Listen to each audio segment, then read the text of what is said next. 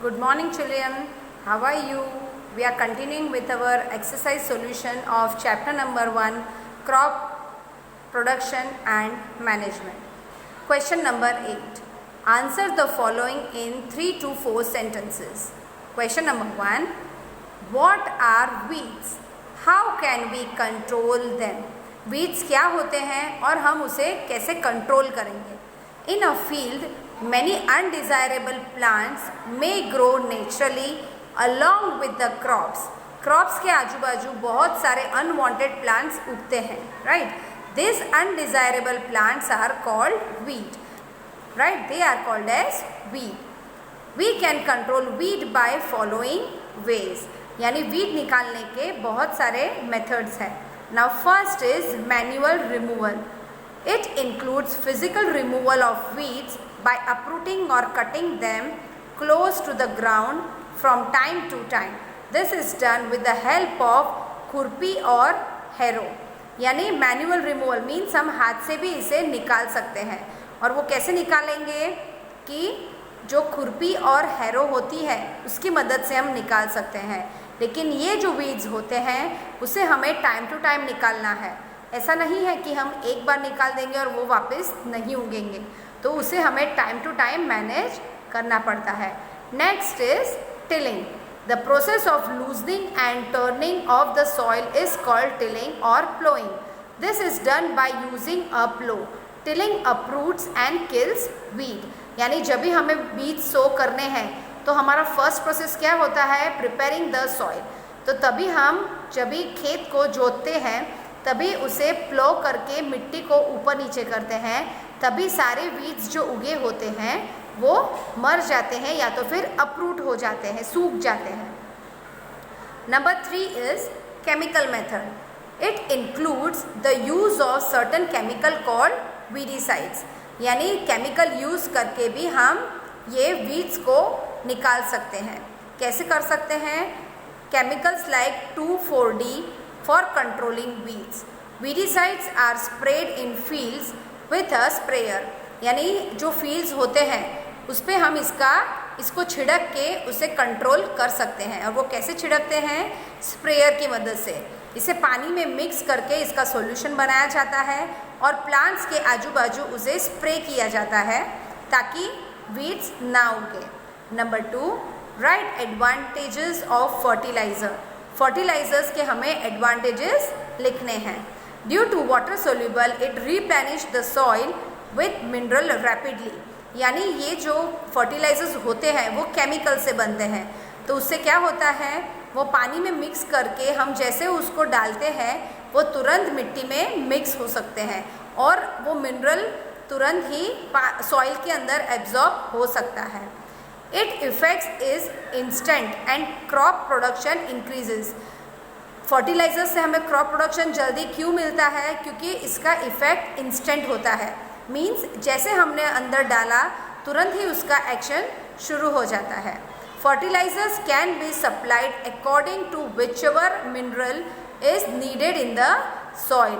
Fertiliser कैसे हम डाल सकते हैं? जैसे उनको सॉइल को जो कौन सा भी मिनरल उसे चाहिए वो हम उसको अंदर ऐड कर सकते हैं. So fertilizers can be supplied according to whichever mineral is needed in the soil.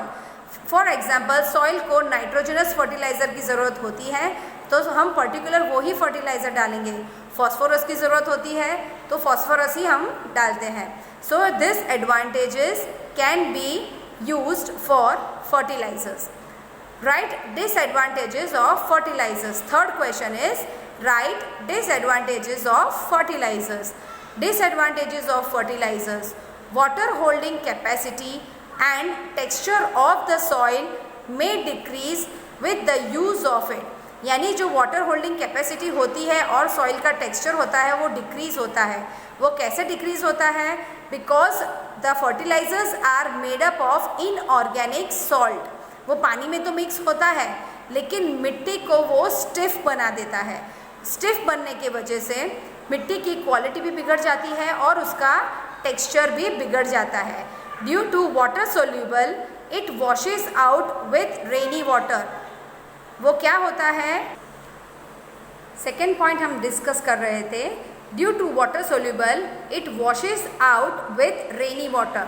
समझो कि हमने बारिश की सीज़न में फर्टिलाइजर्स डाले हैं और रेन शुरू हो गई, तो फिर क्या होगा, वो पानी के साथ बह सकते हैं और वॉश हो सकते हैं। इट इज़ रिलेटिवली कॉस्टली, यानी हमें कॉस्ट वाइज ये ज़्यादा पड़ते हैं। क्यों कॉस्टली होते हैं? Because they are made in factories and with chemicals. Right children? Our next question is, give the scientific reason. Earthworms are called friends of farmers. Number 1, earthworm को फ्रेंड्स फार्मर का friend क्यों कहा जाता है? So we will discuss the answer. Number 1, earthworm inhabit is to soil of field, यानी ये जो earthworm होते हैं वो कहाँ पाए जाते हैं? उनका जो रहने का एनवायरनमेंट क्या है? सॉइल है। Right? They make the soil upside down and the soil becomes soft. ये क्या करते हैं? खुद का घर बनाने के लिए मिट्टी खोदते हैं, राइट, होल बनाने के लिए, तो वो मिट्टी को ऊपर नीचे करके सॉइल को सॉफ्ट बना सकता है। The excreted faecal waste of earthworm are being added in form of humus in the soil. जो उनका वेस्ट होता है, मीन्स उनके डाइजेस्टिव सिस्टम के बाद जो उनका वेस्ट फीसिस होता है वो सॉइल में मिक्स करके ह्यूमस बनाता है सॉइल के अंदर।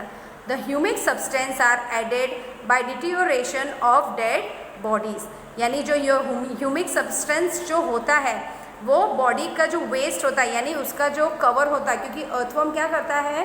अपनी स्किन को शेड करता रहता है।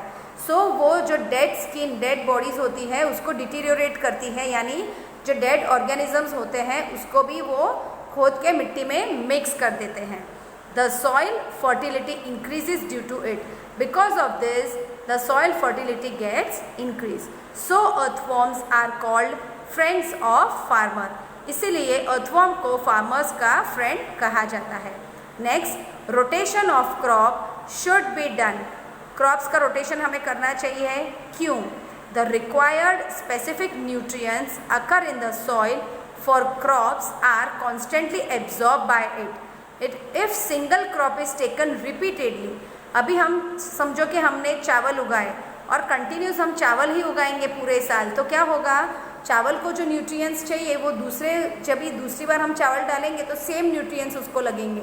लेकिन जब भी हमने फर्स्ट फसल में चावल उगाए थे तो मैक्सिमम न्यूट्रिएंट्स तो उन्होंने ले लिया था। So the best thing is we should not use a single crop in all the farms, right? So deficiency of nutrients occurs in the soil and production of crop decreases. इससे क्या होता है? Efficiency soil की deficiency of nutrition हो जाता है, right? जो nutrients होते हैं सॉइल में वो कम हो जाते हैं और प्रोडक्शन को भी वो डिक्रीज करते हैं। Number 3, the soil efficiency is maintained by rotation of crop. अभी हम रोटेशन करेंगे। फॉर एग्जांपल, हमने खरीफ सीज़न में हमने चावल डाले, उसके बाद रबी सीज़न में हमने गेहूं डाले, तो जो वो इम्बैलेंस होता है न्यूट्रिशन का वो क्रॉप रोटेशन की वजह से वो बैलेंस हो जाता है। If crops of pulses and cereals are taken alternatively, यानी एक साल हम लोग सीरियल्स उगाते हैं और एक साल हम लोग फूड ग्रेन्स उगाते हैं, right? By growing crop of pulses fixation of nitrogen occurs due to rhizobium bacteria.